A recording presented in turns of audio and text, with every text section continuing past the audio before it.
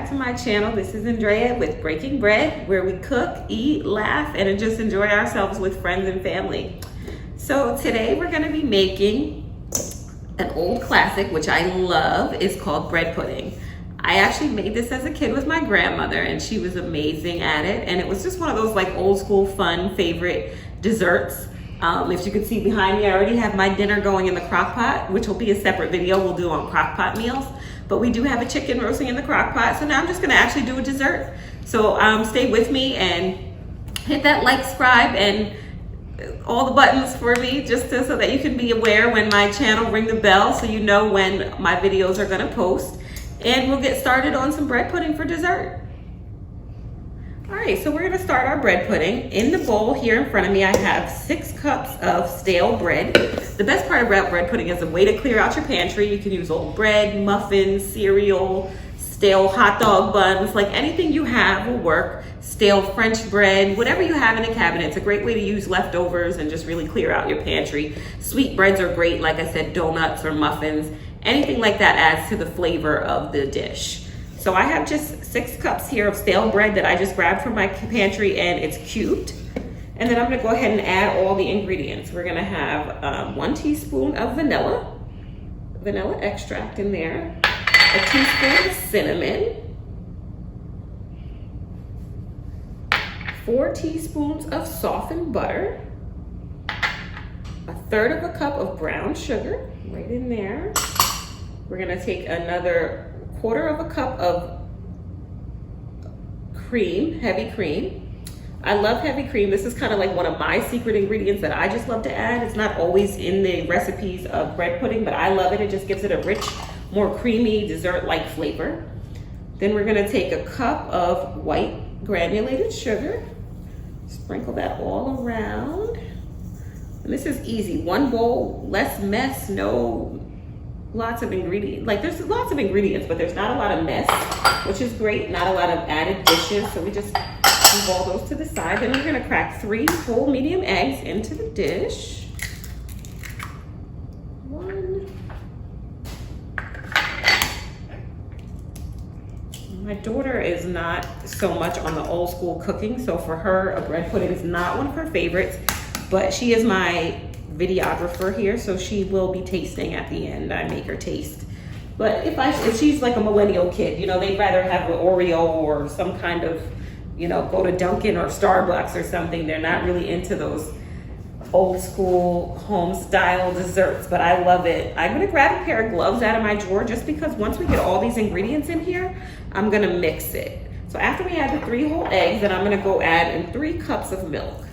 This is just 2% milk. You can either use whole milk. Some people like the whole milk, but since I add the cream, I don't mind using 2% milk just to cut back on some of the fat.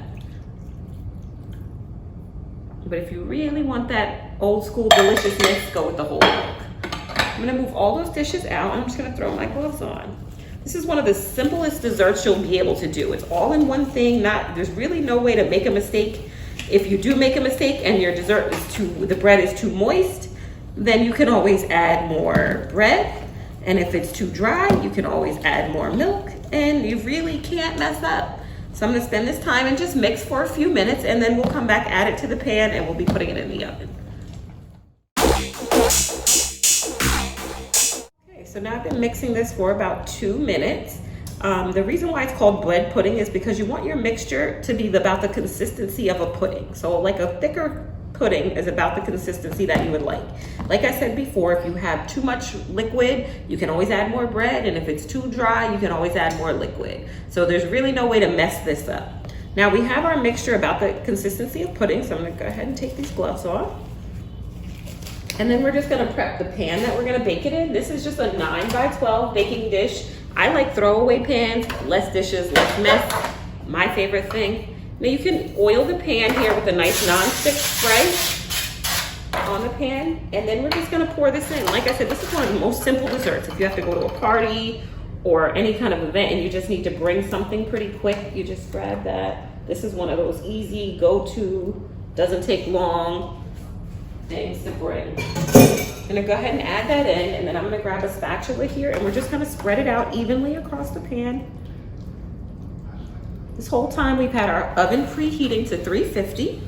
So once we get this all prepped in the pan, it's gonna go in the oven for about an hour and 15 minutes at 350. That's that, simple as that, all in the pan. And I'm gonna go ahead and throw this right in our oven. Like I said, this is gonna bake for an hour and 15, and then we'll check it. Should be nice and golden brown on the top. All right, so we're gonna make a sauce for the top of our bread pudding. Bread pudding gives you a lot of options. One thing, like I said, you can use old bread and things from your pantry to make the bread pudding, but you can also use fruits that you have left over, fruits that are like on their last leg on the way out, whether that's banana, strawberry, blueberry, whatever's in season. You can also use those to add to a topping on your bread pudding, but instead of a fruit topping, we're gonna do like a rum glaze today. I call this a coconut rum glaze only because I'm gonna use coconut rum. You can also add actual coconut into the dish as well, but I'm just gonna use a coconut rum. So we're gonna start with 4 tablespoons of butter, and we're gonna melt that down into our pot here. We're gonna have this on a medium heat, and we're gonna kind of start to melt the butter. As long as the pot is hot enough that the butter begins to melt, we're also gonna add in a cup of confectioner's sugar.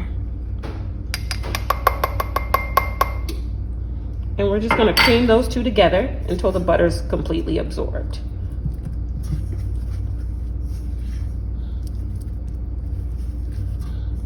All right, so now we have the butter and the sugar creamed together, and we're gonna add 1 egg yolk. I'm just gonna let that get a little bit more creamed. Now we're gonna add 1 egg yolk. I removed the white, and we're just gonna use the yolk, and we're gonna mix that together. And then we're gonna remove it off the heat. Now the important part of removing it off the heat is because you don't want the egg to cook where you have scrambled eggs. We just want this to be mixed in with the glaze, but we don't wanna turn this into scrambled eggs. So we remove it off the heat, and we mix in the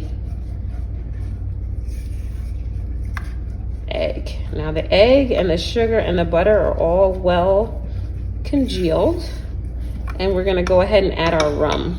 Like I said, this is 1/8 of an ounce, 1/8 of a cup of coconut rum. I'm gonna add that in there. And we're gonna still continue to have this off the heat. And as we just continue to stir, and as it thickens, as it cools, it's gonna thicken. So you just keep stirring. A whisk is really good for this as well, to keep everything kind of mixed. And we're just gonna go ahead and do that. And that's the end of that. Really, we wait till our bread pudding is cooked, and then we're gonna add this to the top for a glaze. All right, so now I just took my bread pudding out of the oven after 1 hour and 15 minutes. You're gonna let it slightly cool, but not completely cool, because we want our glaze to be able to melt right into the bread pudding. It comes out nice and firm. Like if you like it more moist, you can always add more milk during the mixing process. But this is like the perfect consistency where you can cut it and serve it. So I heated our glaze. This is a coconut rum glaze that we made earlier. And I just reheated it slightly just to get it to a nice thin consistency to paste over our bread pudding. So I'm just gonna gently just pour some on there and lightly spread it in to our bread pudding so we coat the whole entire thing. And nice glaze all over our bread pudding. And then once you get it all covered, you can take the rest of your glaze and just drizzle right over the whole thing.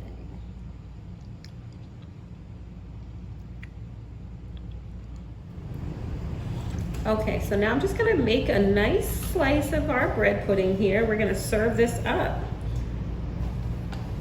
I'm gonna take a nice piece here. This looks so delicious. This is the perfect after dinner dessert. And if you didn't go with the glaze, you could actually, if you did fresh fruit, you could use this for breakfast instead of dessert. And then I'm gonna go ahead and throw some nice Cool Whip on that nice warm bread pudding, and we're good to go. This is delicious. Potato.